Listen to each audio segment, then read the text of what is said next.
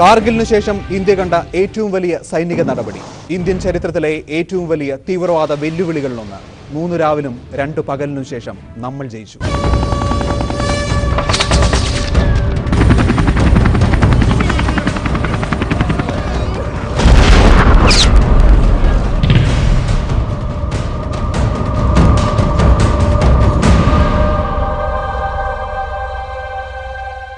$60 മണിക്കൂർ രാജ്യത്തെ മുൾമുനയിൽ നിർത്താൻ കഴിഞ്ഞുവെന്നതാണ് ഈ ആക്രമണത്തിന്റെ ഏറ്റവും വലിയ വെല്ലുവിളി. ലോകത്തെ മുൾമുനയിൽ നിർത്തിയ തുറന്ന യുദ്ധത്തിന്റെ കഥകളിലേക്ക്, കാഴ്ചകളിലേക്ക്, പാഠങ്ങളിലേക്ക് അരമണിക്കൂറിൽ.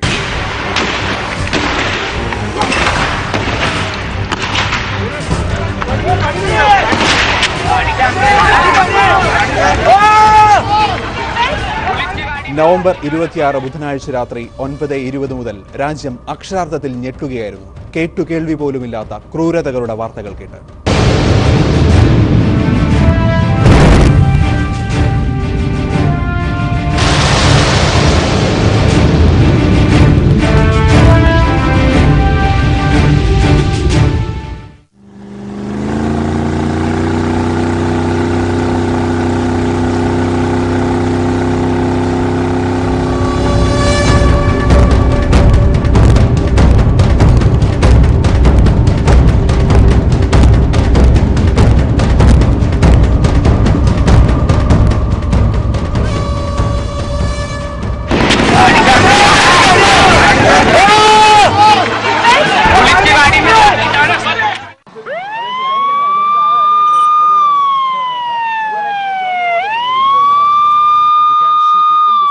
സംസ്ഥാന പോലീസ് ആസ്ഥാനത്തിനടുത്തുള്ള തിരക്കേറിയ ലിയോപോൾഡ് കഫേയിലാണ് തീവ്രവാദികൾ സംഹാര താണ്ഡവം തുടങ്ങിയത്.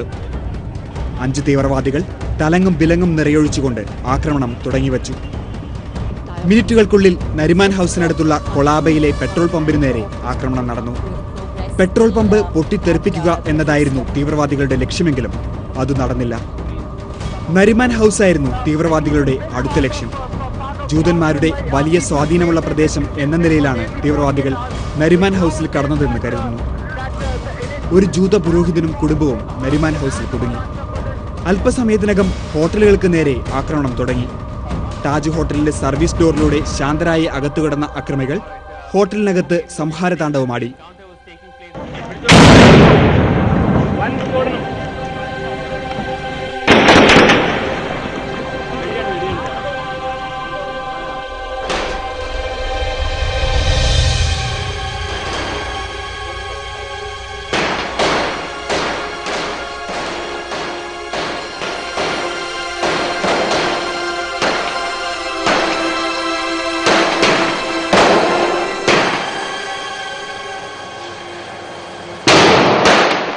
മിനിറ്റുകൾക്കുള്ളിൽ ട്രൈഡന്റ് ഹോട്ടലിലും ഇതേ അവസ്ഥയായി. 1:30 താജിൽ തീപിടുത്തം. VIP-കളടക്കം ഒട്ടേറെ പേർ ബന്ദികളായി. സ്ഫോടനങ്ങളിലും വെടിവയ്പിലും ഒട്ടേറെ പേർ കൊല്ലപ്പെട്ടു. ഹോട്ടൽ താജിലും ഒബ്രോയിലും ഭീകരർ ഉണ്ടെന്ന വിവരത്തെ തുടർന്ന് തീവ്രവാദ വിരുദ്ധ സേന ഇരുസ്ഥലങ്ങളും വളഞ്ഞു. താജ് ഹോട്ടലിൽ കൂടുതൽ ബോംബ് വച്ചതായ അഭ്യൂഹം പരിഭ്രാന്തി പരത്തി. തിരക്കേറിയ ഛത്രപതി ശിവജി ടെർമിനസ്, കൊളാബ മാർക്കറ്റ്, കാമ ആശുപത്രി, മെട്രോ സിനിമ, വാഡി ബന്ദർ, വിലേ പാർലെ തുടങ്ങിയ ഇടങ്ങളിലും വെടിവയ്പും സ്ഫോടനവും നടന്നു. ഏതു സമയത്തും വലിയ ജനത്തിരക്ക് അനുഭവപ്പെടുന്ന റെയിൽവേ സ്റ്റേഷനാണ് CST. ഹാൻഡ് ഗ്രനേഡുകളും AK-47 തോക്കുകളും ഉപയോഗിച്ചായിരുന്നു തീവ്രവാദികളുടെ ആക്രമണം. റിസർവേഷൻ കൗണ്ടറിന് മുന്നിലേക്ക് ശാന്തരായി കയറി വന്ന 2 ചെറുപ്പക്കാർ നിമിഷങ്ങൾക്കുള്ളിൽ ജനക്കൂട്ടത്തിന് നേരെ തുടർച്ചയായി നിറയൊഴിക്കുകയായിരുന്നു. ഹോളിവുഡ് സിനിമയെ അനുസ്മരിക്കുന്ന രംഗങ്ങൾക്കാണ് പിന്നീട് CST സാക്ഷിയായത്.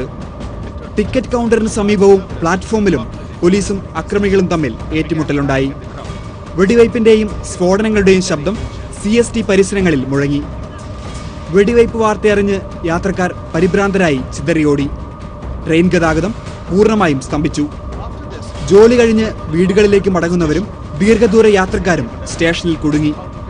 രാത്രി 11:30 CST പരിസരത്ത് വീണ്ടും സ്ഫോടനങ്ങൾ.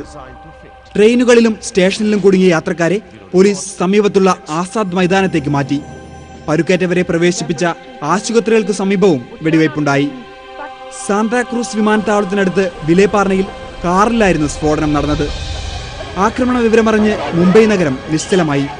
ജനം വീട് വിട്ട് പുറത്തിറങ്ങരുതെന്ന് പോലീസ് നിർദ്ദേശിച്ചു. ദക്ഷിണ മുംബൈയിലെ എല്ലാ റോഡുകളും അടച്ചു. മഹാരാഷ്ട്രയിലെങ്ങും അതീവ ജാഗ്രത പ്രഖ്യാപിച്ചു. മുംബൈ തീവ്രവാദ വിരുദ്ധ സേനയും പോലീസുമാണ് ആദ്യ ദിവസം തീവ്രവാദികളുമായി ഏറ്റുമുട്ടിയത്. ATS മേധാവി ഹേമന്ത് കർക്കരെ, വിജയ് സലാസ്കർ, അശോക് കാംതെ ഉൾപ്പെടെയുള്ള ഉദ്യോഗസ്ഥർ ഏറ്റുമുട്ടലിൽ കൊല്ലപ്പെട്ടു.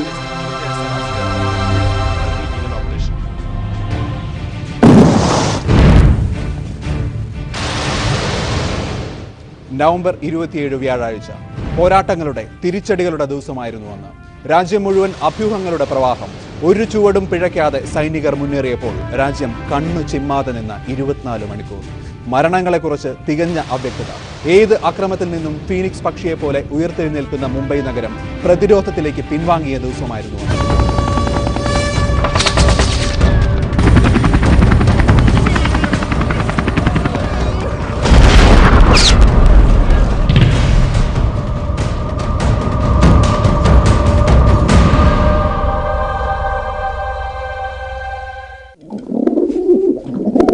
വ്യാഴാഴ്ച നേരം പുലർന്നപ്പോഴാണ് മുംബൈയിൽ നിന്ന് നടുക്കുന്ന വാർത്തകൾ ലോകമറിഞ്ഞത്. അപ്പോൾ പുറത്തു വന്നത് ഇത്രയും വിവരങ്ങൾ. രാത്രി മുഴുവൻ മുംബൈയിൽ താണ്ഡവമാടിയ ഭീകരർ ഇപ്പോൾ താജിനെ അഗ്നികുടീരമാക്കിയിരിക്കുകയാണ്. താജിന്റെ മേൽക്കൂരയിൽ സ്ഫോടനത്തെ തുടർന്ന് ശക്തമായ തീപിടുത്തമാണ്.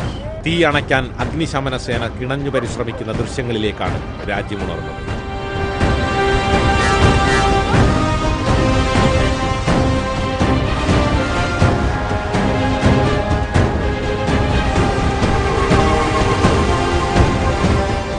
അപ്പോഴും അല്പസമയത്തിനുള്ളിൽ ഭീകരരെ കീഴടക്കും, ബന്ദികളെ മോചിപ്പിക്കും എന്നായിരുന്നു പ്രതീക്ഷ. പക്ഷേ യാഥാർത്ഥ്യത്തിന്റെ ചിത്രം പ്രതീക്ഷിച്ചതിനേക്കാൾ ഭീകരമായിരുന്നു. കേരളത്തിൽ നിന്നുള്ള NN കൃഷ്ണദാസ് MP അടക്കം 200-ലേറെ പേർ മരണം മുന്നിൽ കണ്ട് താജിനകത്തുണ്ടായിരുന്നു. ട്രൈഡന്റിലും നരിമാൻ ഹൌസിലും അതുതന്നെ അവസ്ഥ. അങ്കലാപ്പിന്റെയും ആശങ്കയുടെയും മധ്യത്തിലേക്ക് അല്പമെങ്കിലും ആശ്വാസം കൊണ്ടുവന്നത് NSG സംഘമാണ്. കരസേനയും ഊർജിതമായി രംഗത്തെത്തി. പകൽ മുഴുവൻ നീണ്ട പോരാട്ടം. കനത്ത പോരാട്ടത്തിനിടെയും ഭൂരിഭാഗം ബന്ദികളെയും മോചിപ്പിക്കാനായതാണ് വ്യാഴാഴ്ചയുടെ നേട്ടം. മറൈൻ ഡ്രൈവിനടുത്തുള്ള പഞ്ചനക്ഷത്ര ഹോട്ടലായ ട്രൈഡൻ, 30-ലധികം നിലകളുള്ള ഈ ഹോട്ടൽ ഇന്ത്യയിലെ തന്നെ ഏറ്റവും വലിയ ഹോട്ടലുകളിൽ ഒന്നാണ്.